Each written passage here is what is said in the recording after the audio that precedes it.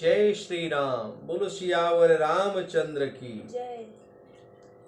हम लवकुश कांड में हैं और भगवान श्री रामचंद्र जी की अनुपम कहानी पढ़ रहे हैं। लवकुश कांड में पढ़ते हुए हमने पाया कि भगवान किस तरह से अपने निज जनों के मन में जो अहम उत्पन्न हुआ है, उस अहम रूपी पाप का किस प्रकार से उन्होंने लवकुश के माध्यम से उसका नाश किया है। और कथा यहाँ तक चल चुकी है कि लव और कुश दोनों बालकों ने लगभग सभी को पराजित कर दिया है। अब जामवंत सुग्रीव जी से चर्चा कर रहे हैं कि अब इन बालकों को कोई जीत नहीं सकता, यह बालक त्रिलोक के विजयी हैं और हमने साथ में बहुत सी लड़ाइयाँ लड़ी और जीते भी कि इह तनु कोटिक समर लड़ाई, जीते लड़े बहुत हम भाई। कि हमने ऐसी बहुत सी लड़ाइयाँ लड़ी और हमने जीते, कभी हारे नहीं हम। लेकिन इस प्रकार से इन बालकों के सम्मुख हम खड़े नहीं हो पा रहे हैं। यह त्रैलोक के जीतने वाले बच्चे हैं, इनसे जीता नहीं जा सकता। अतः अब चलो इस युद्ध में हम प्राण को दांव पर लगा करके लड़ते हैं और शहीद हो जाते हैं। ये बालक त्रिभुवन बली, जीत सके नहीं कोय।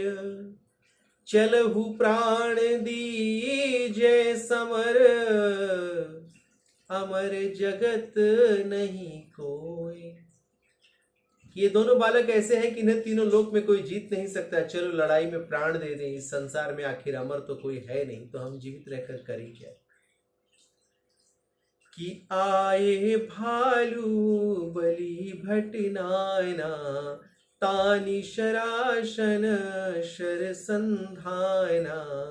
हृदय तानि लब मार्यों शायक, योजन शात गयो कपिनायक। घायल भालू लपेटे जाही, मल्ल युद्ध कुश कीन्ह तिन्हाई। निज बल यही अनिछारा, दुई कर चरण बाधि बिकरारा। हनुमंत ही बांधेहु लव भाई, राखेहु निकट अश्वत्थ लाई। रखवारी छाड़ेहु कुश बीरा, आप गयो रघुनायक तीरा। फिर देखेहु रथ पर श्रीपति सोए, फिरेहु वीर लव लाज बिगोए। सुभग अश्वपट भूषण नाना, चले अश्वधरी लय हनुमाना। और अनेक बलि योद्धा भालू वानर आए, तब लव ने धनुष खींच उस पर बाण चढ़ाया और हृदय तक तान करके बाण मारा, जिससे कपिनायक सुग्रीव 7 योजन अर्थात 28 कोस पर जाकर के गिरे।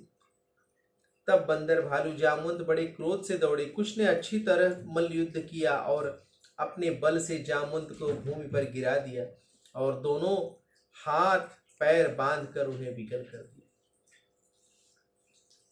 सियावर रामचंद्र जी की जय। पवन सुत हनुमान जी की जय। जय श्री राम।